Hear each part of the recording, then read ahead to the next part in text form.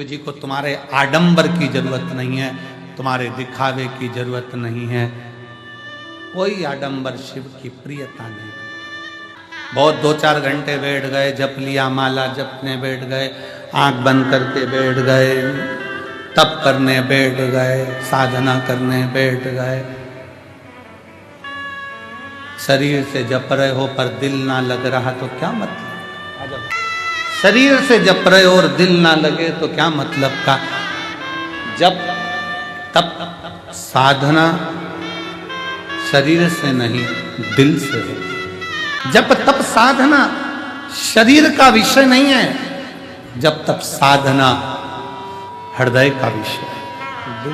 शिव पुराण कह रही है, भगवान शंकर का चरित्र कह रहा है, शिव तत्व कह रहा है, शंकर भगवान की कथा कह रही है।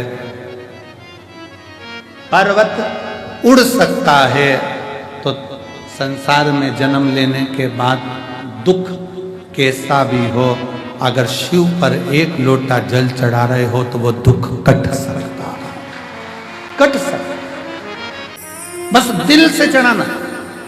हम फिर निवेदन करेंगे कुबेरेश्वर बाबा की धरा पर अगर आए हो तो विश्वास लेकर आना, वरना आने की जरूरत नहीं है। तुम अपने घर में भले वहीं रह के रोटी सब्जी खाओ, खूब गुणगान गाओ, क्या करोगे सियोर आके कुबेरेश्वर धाम आकर? कौन कहे तुमसे कि तुम आओ?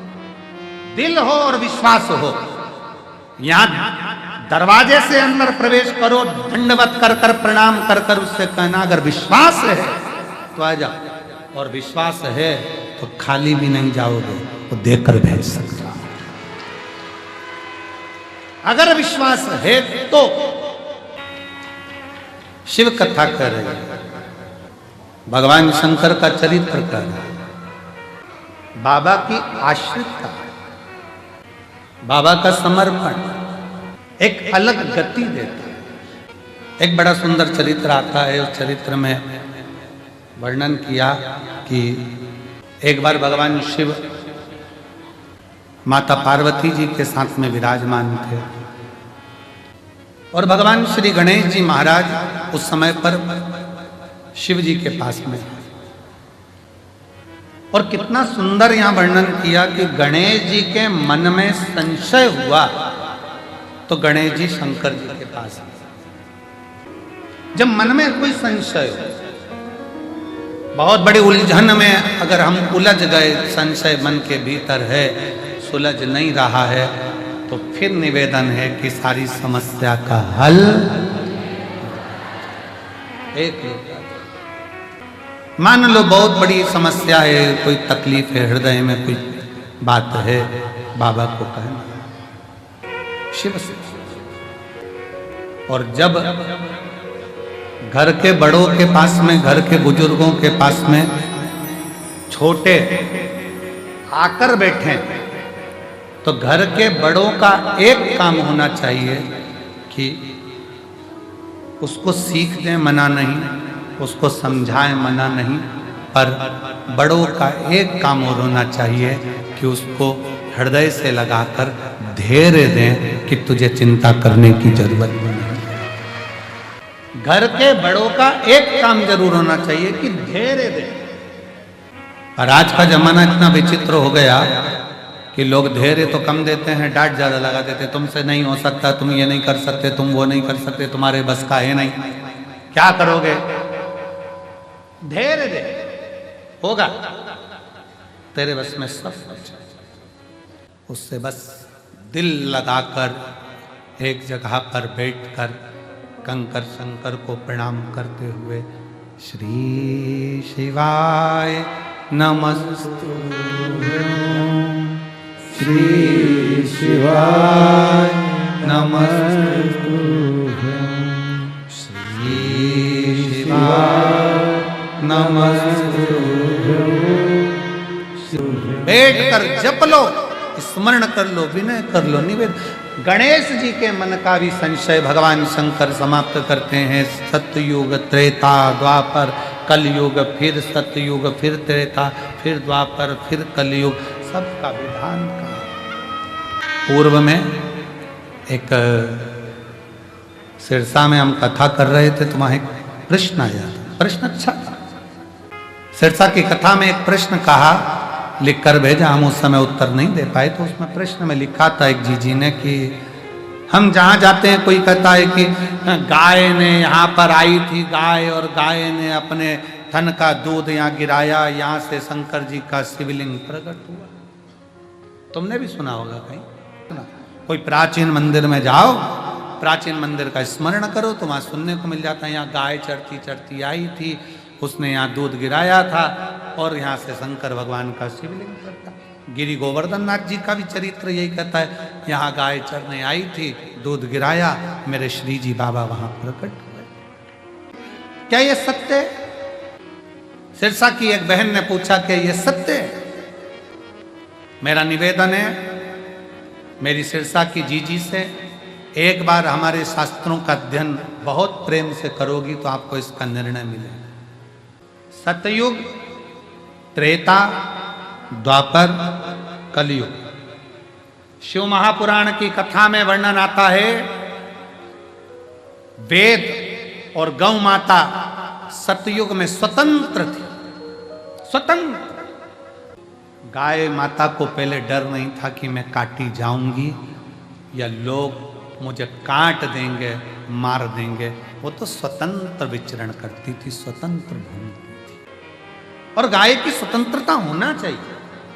अभी हमारे इस कुबरेश्वर धाम की भूमि पर एक तो छोटी गौशाला है, इसके बाद अगली गौशाला जो हॉस्पिटल बना है 3 नंबर गेट के पास में जहाँ हॉस्पिटल बना है, वहाँ तो बड़ा हॉस्पिटल बन रहा है। हॉस्पिटल के बाद में जो साइड में अपन 4 नंबर गेट से आगे बढ़ते हैं तो वहाँ पर बच्चों का, ब्राह्मण बच्चों के लिए गुरुकुल बन रहा है। गुरुकुल बनने के बाद में जो साइड में एक जगह पड़ी है, वहाँ जो खाली जगह पड़ी है, वहाँ एक बड़ी गौशाला बन रही है जिसमें गाय स्वतंत्र मात्रा में घूम सके, स्वतंत्र मात्रा में घूम।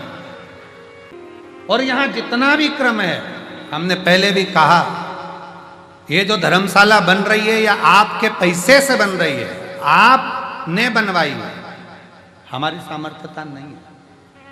इस धर्मशाला के जो भी भवन है, जो भी कार्य है, हमने एक निश्चित निर्णय किया कि इस धर्मशाला में जो अन्य रुके, वो बात दूसरी है कि उन्होंने कुछ दिया ना दिया, पर इस धर्मशाला से 365 दिन, हर दिन एक बेटी का विवाह 365 दिन होगा, प्रतिदिन। बस बेटी के घर वाले यहां पर आकर लिखा दें कि हमारी बेटी की शादी इतनी तारीख की है, 25 लड़के वाले आए, 25 लड़की वाले आए, आराम से उनके यहाँ पर भोजन की व्यवस्था निःशुल्क, रहने की व्यवस्था निःशुल्क, उनके यहाँ ब्याह कराने के लिए पंडित की व्यवस्था निःशुल्क। बस उनको तो आना है, इस ग्राउंड में पहुँचना है, बाकी की व्यवस्था सब समिति करेगी। और जब वो जाएंगे तो उनको कन्यादान भेज देने की व्यवस्था भी। तो यहाँ जो भूमि है, इस कंकर शंकर की धरा पर, कंकर शंकर की भूमि पर आप जब दर्शन करेंगे कुछ समय के बाद में, तो यहाँ गौ माता की स्वतंत्रता का भाव, तुमरुकेश्वर बाबा का सुंदर कॉरिडोर का दर्शन, सुंदर एक जो हॉस्पिटल बनी रहा है उसका निर्माण कार्य चालू है, वो हॉस्पिटल का दर्शन, गुरुकुल का दर्शन, एक ही भूमि पर जब आप आएंगे तो आप ये मानेंगे कि यही सतयुग, यही त्रेता, यही द्वापर, यही कलयुग का आनंद दर्शन कर सुख। कहा पूर्व में गौ माता स्वतंत्र घूमती थी। जिस बेटी ने प्रश्न करा था सिरसा की, उस बेटी को जवाब है जिन्होंने कहा था क्या गाय दूध गिराती थी, वहां शिवलिंग था। वेद और गौ माता स्वतंत्र थी। गाय को रस्सी से बांधा नहीं जाता था, गौ माता को बांध कर नहीं रखा गया, स्वतंत्र घूमती। और मेरी गौ माता जब स्वतंत्र घूमती थी, उस गौ माता के अंदर उसकी नस नस में भगवान बसा हुआ है। गाय अपनी दृष्टि से देख लेती थी कि यहाँ वो तत्व है जिससे शिव मिल सकता है, तो अपने चारों थन का दूध वो नीचे गिरा देती थी, चारों थन का दूध वो नीचे गिरा देती थी। ये सतयुग की बात है। फिर आ गया त्रेता। त्रेता में गौ माता का बछड़े को क्योंकि बछड़े को दूध की 4 थन का दूध बछड़े को मिलता था, देवता को मिलता था। सतयुग में 4 थन का दूध प्राप्त हुआ, त्रेता आया 3 थन का दूध गाय को, गाय के 3 थन का दूध बछड़े को प्राप्त होता था, 1 थन का दूध देव को और ब्राह्मण संत साधु गुरुजन प्राप्त कर कर अतिथि सेवा में लगाते थे। धीरे धीरे वो बंद हुआ। फिर आ गया द्वापर, गौ माता के 2 थन का दूध बछड़े को मिलता था, गाय के 2 बछड़े का दूध संत साधु ब्राह्मण तपस्वी साधारण मनुष्य अपने प्रयोग में लेने लगा। फिर आ गया कलयुग। कलयुग में 1 थन का दूध गाय के बछड़े को मिलना चाहिए, पर वो भी आज नहीं मिलता। गाय का बछड़ा केवल मुंह लगाता है, उसको खींच लिया जाता है और उसके 4 थन का दूध निचोड़। 4 थन का दूध गाय के बछड़े के लिए है, पर कलयुग में 1 थन का दूध बछड़े को मिलता है, वो भी केवल मुंह लगाता है। जितने किसान बैठे होंगे उनको मालूम होगा, बछड़ा केवल मुंह लगाता है, वो दूध भी प्राप्त नहीं। शिव भक्ति कह रही है। शंकर भगवान की प्रागट्यता में गौ माता की भी प्रबलता है, गौ माता की। इसलिए जिस समय पर मनोरथ को मारने के लिए शंकर भगवान को क्रोध आया, तो गौ माता ने, बहुला ने अपने श्वास से शिव को खींचकर अपने उदर में रख लिया था। फिर शंकर भगवान नंदीकेश्वर के रूप में प्रकट हुए थे। बोल नंदीश्वर भगवान की।